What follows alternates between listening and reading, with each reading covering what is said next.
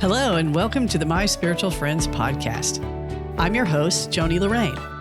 And here at My Spiritual Friends, we delve into our spiritual journeys and discover how sharing these experiences with others can lead to personal growth and flourishing.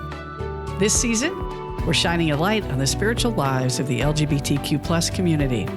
We'll explore what it means to be both spiritual and gay, and discuss how we can build connections that support the unique and authentic spiritual needs of this incredible community. If you find value in the conversation today, please like and subscribe to the podcast. Your support means the world to me. And for more insights and resources, visit my website at jonilorraine.com and subscribe to my Substack at spiritualdirection.substack.com.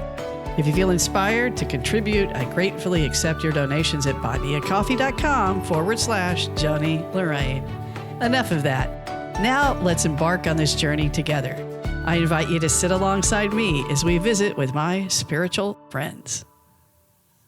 Well, good day, everyone. Welcome to My Spiritual Friends. I'm Joni Lorraine, and I'm hanging out today with my spiritual friend, Marilyn Connelly. Let me tell you a little bit about Marilyn, whom I'm very excited to have here today.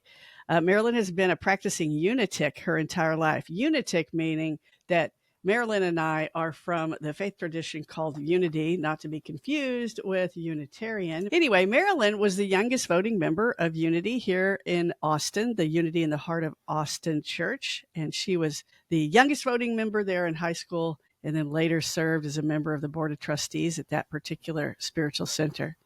She was an active member of Youth of Unity. She helped to organize events and lead discussions for many Youth of Unity and Unitine groups within our faith tradition. And she has worked to synthesize her spiritual beliefs with feminist and queer theory, presenting several talks on that subject at her church. And we are excited that we might be chatting about that today as well. Hi, Marilyn. Hi. Welcome to My Spiritual Friends. Tell me about your spiritual journey. We share here often about the personal experience of what can be called the ground of all being, or God, or whatever you name the experience of God. So tell me about you. Yeah.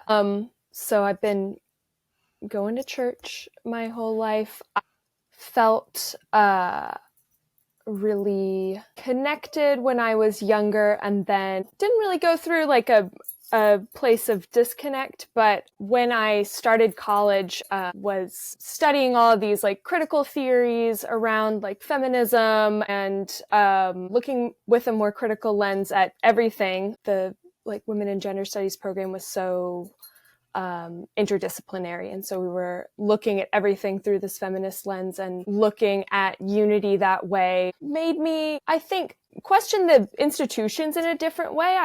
I always knew I've always had that connection with the oversoul, the still small voice, whatever you want to call it. And I felt really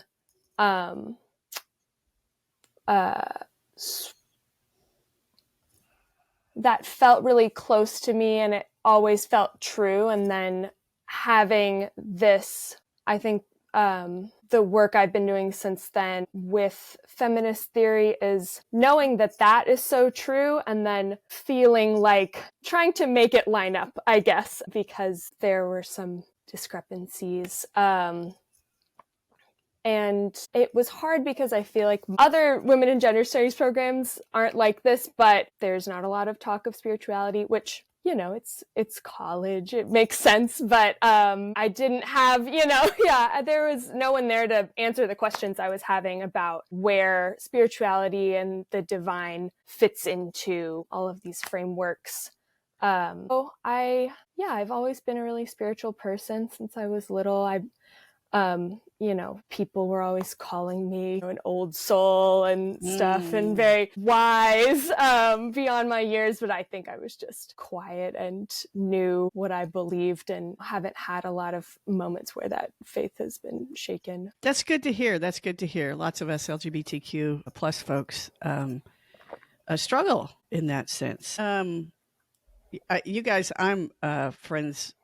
I'm in Marilyn's mom's cohort. I'm closer to her mom's cohort than hers. So I know a little bit about your mom wasn't always unity, but it sounds like you were raised in an inclusive, if you will, inclusive before it was cool and then uncool as it is now, apparently. So for those of you who are just listening, Marilyn is not in my cohort, but I am in her mother's cohort, her mom and dad's cohort. So Marilyn could be my daughter. And things were different for us growing up in the LGBTQ plus world. I was pretty fortunate. It sounds like you were pretty fortunate to have open-hearted people around you to embrace you. What is that like to be welcomed, to be affirmed? What do you find that other folks can do to support those of us who are LGBTQ plus, those of us who are non-binary, those of us who think or look differently? That's a really good question. Yeah, I think growing up with having really supportive parents and a really supportive church was so, I mean, you know, it's like asking a fish what it's like to be in water, you know. Right. I'm so grateful that that having to question my connection with the divine was never part of my coming out, or having to worry about what my parents were going to think, because they were always so supportive. And I think when I'm trying to support, you know, the LGBT people in my life, I think just constantly being open to learning is so important. And that's something I talk about with my parents a lot. They're both kind of, you know, open to new ideas to differing degrees, but, you know, you're never going to have all of the answers. And as, you know, hopefully the ways people can express themselves and live their most fulfilling life, as those ideas expand, you know, I've got a whole degree in it and I still am learning things, and I still am meeting people who have new experiences that I've never come into contact before. And I think what I would like to think that people see me as a safe person, and I think it's because, yeah, I am showing up with as little judgment as possible, and just trying to be caring no matter what. Yeah. Yeah. Thank you for that. So do you fall on the spectrum of any of the alphabet? What is your sexual orientation, etc.? Tell us about that part about you. Yeah. I identify as bisexual, and, you know, cisgendered. I like to experiment with, gender fluidity in terms of my expression, but feel very comfortable identifying as a woman for now. But yeah, I've, out and queer for, I guess almost 10 years now. That's outstanding. That is outstanding. Yeah. And do you mind telling us how old you are? I'm 28. So you're 18. That was about when I came out. That's about when I came out. Mm-hmm. So tell me a little bit about how feminism and womanism reconciling. Would reconciling be the right? Yeah, I think so. Yeah. Yeah. How you're reconciling those aspects with your spirituality and your, your queerness. Yeah, a lot of the work I do has more to do with highlighting the similarities between queer theory and spirituality, because I think both frameworks are a lot more expansive and positive. In terms of feminism, it's hard because you're looking for what doesn't fit. You're looking for the things that need to be fixed, which is so important and needs to be done in every organization and set of beliefs. Right on. Yeah, but it can be hard when you're looking at a community that has been so important and supportive of you for your whole life, and then starting to see things that you might want to be different. I think was really hard for me when I was younger. Yeah, even still, for me, I'm noticing in a certain set of circumstances in my life, some people are not as aware of my voice as I thought they were when I didn't have this consciousness of gender. And that is not to say that gender and the differences aren't important. They very much are. And I am noticing it more and more. And maybe it's age, maybe it's generational, maybe it's the climate we live in these days, which I'm actually in this sense very happy to live in. Mm. But I'm more willing to poke around on that than I used to be. Some of it's just awareness and, like that. I am definitely interested in drilling down a little bit on this queer theory and spirituality. I think it might be helpful to some of our listeners if you can give us sort of an overview of what you mean by those things. Queer theory is a research and philosophical framework around gender and sexuality, and specifically, amongst other things, specifically the comparisons between what is societally normal and what is, outside of the norm. So it can apply to a lot of different things, but I think what's most fruitful for me has been this idea of expanding our idea of what is normal and what is possible. And one of the first talks I did on it, my friend Elliot came and watched it, and she says this thing that I said all the time now. And so I think it's probably the most important part, which is, if God is infinite, omnipresent, why wouldn't there be infinite possibilities for how someone expresses themselves or loves other people or identifies it? And if we're all a part of God or expressing as God, or God expressing itself, why wouldn't those possibilities be infinite as well? So how do you feel you're queering your own spirituality these days? Outside of church, how are you creating a sense of experiencing your creator?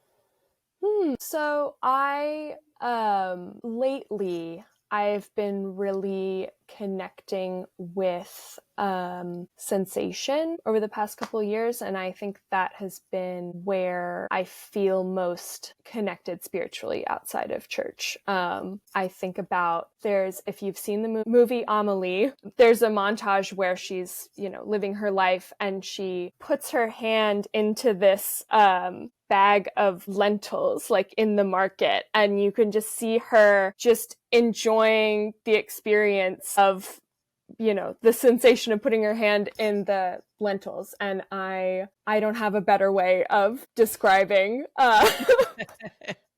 how I'm connecting with my spirituality these days. And I think I don't know, it's been really important to me and helpful for me to have my connection with the divine and with, the philosophies that I do, just to not sweat the small stuff.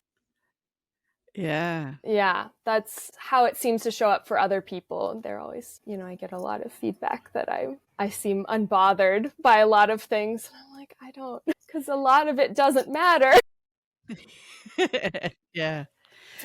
What do you think contributes to your capacity to do that? And also, I would say that is probably why folks call you an old soul. Maybe, yeah. Yeah. Yeah, I mean, I think having instilled in me for so long that how sacred internal life and my, my headspace. I think, we talk in unity a lot. There's some quippy phrase that perhaps you can remember, but the things we dwell on create our life. So yeah, really focusing on being the steward of my own internal life. And it makes it a lot easier to identify those things that, don't serve me and are making my life experience worse when I don't need to hold on to them. Yeah. Yeah. I'm interested in this in terms of next Sunday. I am doing a talk called Why Do You Need a Bad Guy? And I think something you said is really relevant to the whole idea of we find bad guys for a myriad of reasons, and some of it's just brain stuff and social conditioning. But if we don't interrupt that conditioning, if we don't interrupt it with what I hear you talking about, which is thinking about what you think about. And we actually have the power to think about something else. And that doesn't mean, folks listening, that doesn't mean we don't live with our heads in the sand. There is a place of reality that we have to experience. But when you are able to shift your perspective, you are able to see, for instance, that a bad guy may have some meaning in your life to support you, to whatever, The classic is the whole resurrection couldn't have happened without Judas, right? So I'm just saying. True. Yeah. I'm just saying. So how do you view yourself in terms of your spirituality, and how might you say others see you? It's not something I put words to often. I have a very clear image of, I guess if it's like, the world is God and God is all Play-Doh and I am just, I'm made of Play-Doh, but in my head, it's all the same. So, you are sort of emerging out of this ground of godness as yourself, but we're kind of all made of this same spiritual substance. So that's how I see myself. That's gorgeous. Thank you. And I'm not sure how other people see me. Have had spiritual teachers and regular teachers see me as a calming presence, or, like we've been talking about, having this wisdom about me, but I don't know how much I can speak to how I show up to other people. Well, I would affirm that too. Really centered. I love seeing someone so self-aware at such a, I enjoy seeing someone who's so self-aware this early. Yeah. This healthy, this early. It gives me great hope for and great, I affirm the future. So, and I really appreciate knowing someone who is out in the world doing that with the next cohort, the next next generation, as it were. Do you have the chance often outside of Unity to have these sorts of deep conversations with folks? Not so much these days, although I think they're happening a little bit more. I was, especially as a queer person when I was younger, obviously, a lot of people in the LGBTQ community have a lot of distrust and,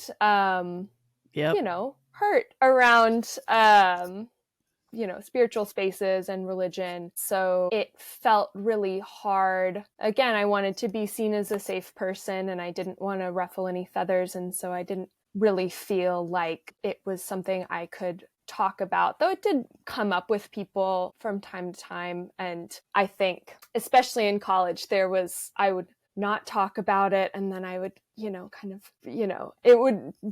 felt like a coming out of being like, oh, and also I go to church and it doesn't mean anything. And I'm so sorry, but I'm still cool. Like I promise. Exactly. Yeah. I had the same thing going on.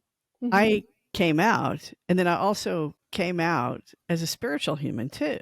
And when you're in the queer community, that can be cognitively dissonant. Definitely. But I think it's changing. I feel a lot in the communities and spaces I'm in now. I think a lot of people are allowing themselves to experience and explore spirituality away from church and more organized religion. And so things feel a lot more open, which has been really nice for me. Yeah. Sounds like queering spirituality to me. Do you have any specific stories to share in regard to that? Where are you seeing that? How are you seeing that in your life? Well, I was talking about this with my friend who's also part of the community and is very active in organizing spaces, doing like political organizing. He's in the Democratic Socialists of Austin, and he was talking about, them being more intentional about creating spaces of rest and kind of coming out at it from more of this wellness lens of having meditation time to break up these organizing events that they were doing.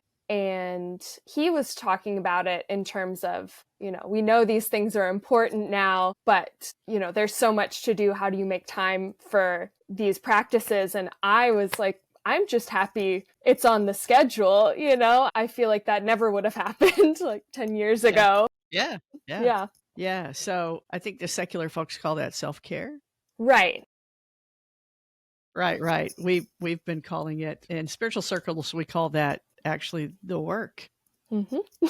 That's the right. That's the right practice. It's yeah. I like to say, even to my spiritual friends, no pun intended here. I remind my spiritual companions often that don't just do something, sit there. Right. Yeah. That is actually activity. Mm-hmm. There's a lot going on there. And it's a great way to release those concerns and thoughts. And when you reach those spots, you can maybe hear the still small voice of God. Absolutely. Yeah. I'm really glad to hear that that's going on. What would you find supportive from the people who are your spiritual companions? That might be your friends. It might be a minister, it might be a spiritual director. What would you find supportive? I think something that's been really important to me lately, especially with everything going on, has been feeling heard. Mm-hmm. Mm-hmm. And and feeling like there is space for the way I feel about a situation, even if it's different from the way that the person, that the spiritual leader, the friend feels about it. When the George Floyd protests were happening, our spiritual leader, it felt like he was speaking to a group of people that weren't in the community, just talking about, how we need peace and how, Martin Luther King was able to do these protests peacefully. I don't think anyone in our little group was going out and rioting. And I just had so much anger that I didn't know what to do with. I was trying to reach out for help or guidance from him. And I don't think he was equipped to answer those questions or deal with those feelings. I don't think we talk about anger a lot in spiritual spaces, and I think that would be really helpful to figure out what the place is for that, because I think it can be such a powerful engine for change, but as spiritual people, and as we were talking about caring so much about our internal space, you don't want to carry around this anger all the time, but something still has to be done. Yeah. Anger. Integrating anger is spiritual. Yeah. It is. I think so. It certainly is. Mm-hmm. I've been working on that myself lately, and I feel all the healthier for it. If it's all God, so is anger, right? Mm-hmm. Yeah. I think it's such, can be an indicator of injustice. And bringing justice is a spiritual pursuit, I think. Yeah. What would you want to leave listeners with in regard to safe spaces and embracing everyone in the alphabet gang? Anything you want to leave with us about continued expansion of inclusion and love and listening? I think respect is the name of the game, and being open to hearing about someone's experience, but also understanding that you're not entitled to that information.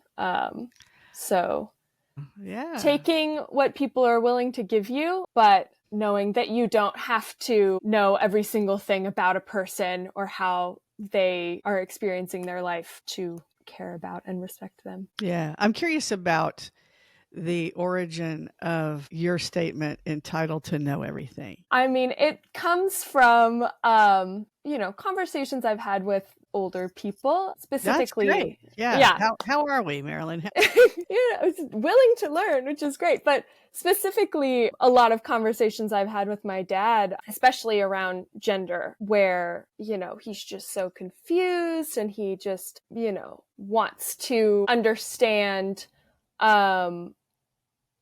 but people don't always want you to understand. They just want you to take at face value what you're giving to you. So if I'm hearing you correctly, it is not important that we figure each other out. It's important that we experience being heard. Yes. Would that be it? Yeah. Okay. I think so. And I've felt this way, and I've experienced this from other people, that when you do create that space of respecting someone, then they are more open to talking about their experience with you, which is, the cherry on top, not, a requirement, but it's the care has to come first, and then you can get at the understanding. Yeah. Yeah. So really, that was I thought that was the last question, but it's not. Mm-hmm. Who has been that for you? And what were the characteristics that they provided? I think my core group of friends has been really important to me. And I think we've kind of grown together, figuring ourselves out. And yeah, they've always been people that I can trust and rely on to work through these experiences out loud, talk about how I'm feeling, and know that I won't be judged because it's a new experience that I'm having, or it's an experience that they can't relate to. Just knowing that they will be open to hearing about it without making me feel wrong or different. It's been really helpful. Have you cultivated this group over a period of time? Have you grown with them, or has this been a recent development? I think it's grown over time. People come in and out. People introduce you to other people. Yeah, it's really has been a cultivation of finding people who are on the same page. Yeah, and it sounds like that might have been a conscious effort, or was that just accidental? I wouldn't say it was accidental, but it did feel, it kind of felt spiritual in the way that you are drawn to the people who are reflecting what's important to you and what you're focused on in any stage of your life. So the people that are around me now, I've definitely been drawn to them because they're willing to have these conversations with me and wanting to do the work that I want to do. Yeah. So intentional spaces, intentional people. Yeah. That to me, Marilyn, is what a spiritual friend is. Yeah. Yeah. Yeah. In conclusion, look how I wrapped that up. Nailed it. Okay. Yeah. Anything else you want to share? I think that I'm speaking as much to myself as the spiritual friends. I think things are getting better, as scary as things look right now. We have so much power and diverse knowledge and ability to express in so many different ways, and it's so important to protect that. I love that. All right. Well, thank you, Marilyn. Marilyn Connelly on My Spiritual Friends. Thanks for joining us for My Spiritual Friends. I'm your host, Joni Lorraine. If you enjoyed this experience, please like, subscribe, and share the podcast and YouTube channel. And thanks for joining us for My Spiritual Friends.